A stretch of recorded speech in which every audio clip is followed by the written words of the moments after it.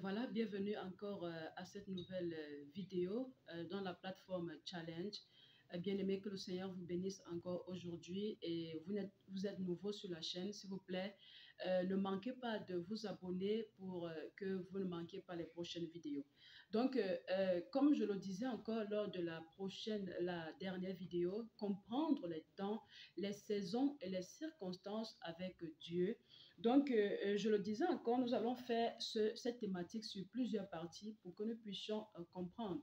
Et nous avons commencé avec le cas d'Abraham, où j'étais en train d'expliquer que lorsque vous êtes enfant de Dieu et que vous n'avez pas encore compris la notion de temps, de saison et de circonstances avec Dieu, il y a beaucoup d'erreurs que vous allez faire. Il y a beaucoup parfois de compromissions, il y en a d'autres parfois qui rétrograde en attendant le temps de visitation. Et comme je l'ai dit, le Seigneur ne fonctionne pas avec notre temps. Le Seigneur, lui, il fonctionne en termes de saison. Le Seigneur fonctionne en termes d'occasion, d'opportunité. C'est comme ça que le Seigneur fonctionne avec nous. Donc, à un moment, il permet des circonstances favorables à ton endroit pour que tu puisses peut-être évoluer dans ton entreprise, même dans ton foyer, dans ton ministère, ainsi de suite. Donc, c'est un peu comme le relais avec Dieu. Un temps, c'est tel, un autre temps, peut-être c'est tel. C'est pour ça que parfois, vous allez voir, il y a une saison, c'est telle personne qui est en vue. Une autre saison, c'est l'autre qui est en vue. Et c'est pour ça que nous avons lu le texte de Daniel 2 à partir du verset 19, notamment au verset 21, où Daniel dit que Dieu est celui qui change les temps, les circonstances et qui renverse et établit les rois, qui donne la sagesse aux sages et la science à ceux qui ont de l'intelligence. Et nous avons commencé à parler du cas d'Abraham et j'étais en train de dire que, notamment, vous allez remarquer que dans la vie des gens, le temps de la promesse ou le temps où la personne a reçu une prophétie et le temps de l'accomplissement de cette prophétie, c'est là où il y a souvent le problème. Comment est-ce que tu te comportes en attendant le temps de Dieu, le temps de visitation? Parce qu'il y a un temps opportun où le Seigneur veut te bénir. Il y a un temps opportun où le Seigneur veut changer ta situation. Mais maintenant, quelle est ta mentalité? L'ennemi, comme je l'ai dit, l'ennemi ne peut pas stopper l'action de Dieu. Impossible. Mais qu'est-ce que l'ennemi fait souvent? L'ennemi, il essaie au contraire de distraire les gens, de détourner l'attention des gens. Il essaye de maintenir les gens dans l'ignorance. Et ce qui fait que beaucoup de personnes ont souvent eu le temps de visitation sans connaître, parce que c'est ça la difficulté. Connaître le kairos dans le chronos, donc ça veut dire connaître le temps de ta visitation. C'est là où beaucoup de personnes ont des difficultés. Et c'est là où l'ennemi entre souvent notamment en jeu. Ça veut dire qu'en attendant ton temps de visitation, il essaie de te distraire avec le péché, il essaie de te distraire peut-être avec le découragement, la foule, les gens qui te disent, oh, jusqu'à quand est-ce que tu vas attendre depuis que tu sers Dieu, jusqu'à quand est-ce que vraiment tu ne vois pas les gens de ton âge ont déjà fait comme ça, ils ont déjà construit, ils sont déjà mariés.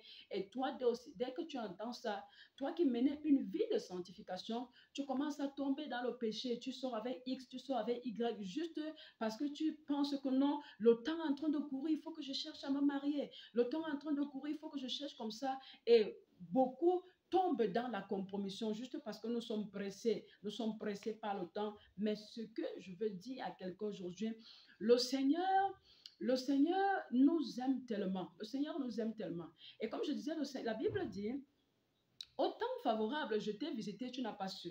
Donc, parfois, il y a beaucoup de personnes qui ont reçu la visitation du Seigneur sans savoir. Comme le Seigneur dit, il y a beaucoup qui ont reçu les anges sans savoir. Donc, pourquoi? À cause parfois du manque de discernement, à cause de la distraction, à cause de l'ignorance, parce que ce sont, et à cause du doute, du découragement, ce sont des choses que l'ennemi utilise pour détruire les enfants de Dieu, un peu comme il a fait avec Abraham et Sarah. Abraham va introduire Ismaël qui n'était pas prévu dans sa destinée alors que c'est Isaac. Pourquoi? À un moment, à cause du découragement, à cause du doute, parce qu'il voyait le temps passer, il se disait que non, je suis en train d'être vieux. À quel moment est-ce que le Seigneur va décider de me bénir? Donc, beaucoup de personnes prennent le raccourci et veulent aider Dieu et introduisent ainsi des bénédictions, entre parenthèses, des fausses bénédictions qui vont parfois leur apporter le stress, l'AVC, le malheur, entre autres. Regardez la vie d'Isaac. Et regardez la vie d'Ismaël. La Bible dit qu'à un moment, Agar et son fils vont se moquer de Sarah. Et à un moment, Sarah va dire à son mari que cette servante et son fils n'hériteront pas avec mon fils, avec Isaac. Parce que il s'appelle comment, lorsque Ismaël naît, le Seigneur va faire comprendre à Abraham que non, tu t'es fourvoyé, mon cher. Et parfois, vous vous posez des questions. Pourquoi est-ce que si ce n'était pas par là, ce n'était pas le canal que l'héritier allait venir? Pourquoi est-ce que le Seigneur a laissé son serviteur Abraham se fourvoyer, bien-aimé? Parce qu'il y a des choses où le Seigneur nous laisse le libre arbitre.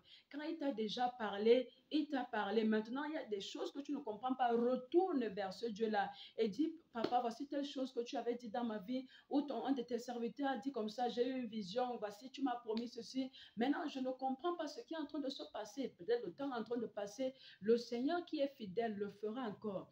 Mais parfois, parce que nous n'acceptons pas la volonté de Dieu, écoutez, il y a quelque chose qui se passe avec Dieu. Lorsque le Seigneur estime qu'il t'a déjà trop parlé sur un sujet et que tu veux t'entêter, il va te laisser. Parce que qu'est-ce que l'être humain fait souvent? Lorsque le Seigneur nous parle et que nous ne sommes pas d'accord avec ce que le Seigneur veut que nous fassions, on se dit que non, c'est sûr qu'on s'est trompé, je rentre encore demander à Dieu. Et c'est à ce moment où parfois le Seigneur reste silencieux parce qu'il estime l'être humain a une nature entêtée et rebelle. Donc lorsque quelque chose ne l'arrange pas et qu'il veut déjà chercher les raccourcis, il va se dire, oh, je ne comprends même pas la volonté de Dieu depuis que je demande à Dieu, mais pourtant Dieu t'a déjà répondu, bien-aimé. Ce que je vais vous dire aujourd'hui, si vous avez demandé quelque chose à Dieu, vous avez demandé des signes à Dieu et que Dieu vous a parlé, bien-aimé, restez à ce niveau, même si ça ne vous plaît pas. Ne faites pas comme Balaam. Le Seigneur lui avait dit ne pars pas, mais tellement il voulait l'argent, il voulait les cadeaux que Balak allait donner, il s'est entêté, il est parti. Et qu'est-ce qui s'est passé par la suite? L'ange de l'Éternel a failli le tuer. N'eût été sur son âne qui l'a préservé. Il va taper l'âne fatigué, l'âne va ouvrir la bouche, le Seigneur va ouvrir la bouche de l'âne, il va dire que mais est-ce que tu m'as déjà vu me comporter comme ça? Si je me comporte comme ça, sache qu'il y a quelque chose. Et le Seigneur va ouvrir les yeux de Balaam et il va voir comment. Il y avait l'ange de l'Éternel qui était devant lui avec une épée. Ça veut dire qu'il était à 2 points, je ne sais pas si c'est à 2 points, l'ange de l'Éternel allait le tuer s'il persistait. Vous voyez, c'est pour ça que beaucoup de personnes également, à cause de la persistance dans une voie que le Seigneur ne t'a pas envoyée, ou là où le Seigneur ne t'a pas envoyé, nous subissons des échecs, nous subissons des drames. Il y en a même qui laissent leur vie. Pourquoi? Le Seigneur te dit, va à gauche, mais parce que ça ne t'arrange pas, ou bien parce que le temps est en train de passer, toi, tu veux aller à droite, bien-aimé. Attends patiemment le temps du Seigneur. N'introduis pas dans ta destinée Ismaïl. Ismaïl va te conduire à l'échec. Ismaïl va t'amener. Écoutez, la Bible dit quoi? Avant que Abraham ne meure, la Bible dit qu'il a chassé même ses concubines, il les a éloignés de la promesse qui était Isaac. Il les a éloignés, mais ça lui faisait mal. Parce que même lorsque Sarah lui dit que chasse Agar, chasse cette servante et son fils, c'était quand même le fils d'Abraham. Il n'avait pas le cœur à le faire. Mais il y a des choses que parfois, lorsque tu fais entrer dans ta destinée, à un moment, il faut que tu t'en sépares pour que tu puisses évoluer. Donc, si tu as introduit dans ta destinée Ismaël, à un moment, il faudra que tu t'en sépares pour que Isaac puisse être épanoui, pour que Isaac puisse venir. Parce que le temps de Dieu, Dieu agit, il fait chaque chose bonne en son temps. Abraham, ça ne sera pas facile pour lui de se séparer de son fils. C'était quand même son fils. Donc, j'imagine un peu que ça n'a pas été facile. Un beau jour, toi qui as longtemps voulu des enfants, et on te dit un beau jour que non, il faut te séparer de tel ou tel enfant. Mais qu'est-ce que le Seigneur va dire à Abraham? Abraham va refuser, mais c'est le Seigneur qui va lui dire, écoute la voix de ta femme. Donc, bien aimé, les voies de Dieu sont insondables. Ce que je vais vous dire, c'est que les voies de Dieu sont insondables. Restons, si vous êtes focalisés en Christ, comme le Seigneur Jésus l'a dit, si mes paroles demeurent en vous et que si mes paroles demeurent en vous, moi également, je demeurerai en vous. Demeurez dans la présence de Dieu. Que les paroles de Dieu demeurent en nous, ça veut dire quoi? Mettre la parole de Dieu en pratique, comme le Seigneur a dit à Josué, que ce livre de la loi ne s'éloigne point de ta bouche. Médite-le jour et nuit afin de réussir dans tes entreprises. Parfois, beaucoup n'arrivent pas à discerner le temps, les saisons et les circonstances de leur bénédiction. Pourquoi? Parce qu'ils sont distraits, parfois dans le péché, parce qu'ils ne vivent pas conformément à la parole de Dieu. Lorsque tu vis conformément à la parole de Dieu, le Seigneur te parlera. Parfois, lorsque l'ennemi sait que le temps de Dieu est en train d'arriver dans ta vie, il va t'embrouiller avec une fausse bénédiction. Peut-être tu es en train d'attendre ton mari. Il vient, un faux Jean-Paul vient juste pour venir te perdre le temps. Ça fait que lorsque le vrai mari même vient, il vient trouver que toi, tu es déjà occupé avec Jean-Paul, avec Ismaël. Or, Jean-Paul ne fait pas partie de ta destinée. Et à un moment, parce que tu es occupé donc avec Jean-Paul, lorsque le vrai mari vient, tu n'as même pas son temps, parce que tu ne discernes même pas que c'est lui, parce que tes yeux sont déjà focalisés sur Ismaël, tu crois que c'est lui ta bénédiction. Bien aimé, que le Seigneur te sorte de là si tu es dans ce genre de situation. Donc, ne te laisse pas embrouiller par Ismaël. Attends Isaac tel que le Seigneur te l'a promis. Il a dit à Abraham, je rendrai ton nom grand. Ta postérité sera tellement grande, plusieurs nations seront bénies en toi. Tu es appelé, il y a beaucoup de personnes qui ont été appelées à quelque chose de grand, mais parce qu'entre-temps, ils